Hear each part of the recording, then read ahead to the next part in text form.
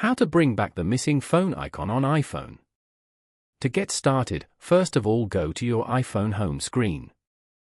As you can see, you cannot find the phone app over here. So, keep swiping to the right to go to the app library. Once you're here, tap on the search bar at the top and type in phone. When the phone app appears, press and hold its icon. Now, start dragging it out of the library and onto your home screen and move it to the dock. Finally, tap on Done in the top right corner of the screen to save the new layout. Now, you can see the phone app has reappeared on your home screen. This way, you get more control over your experience with the device and how you use it.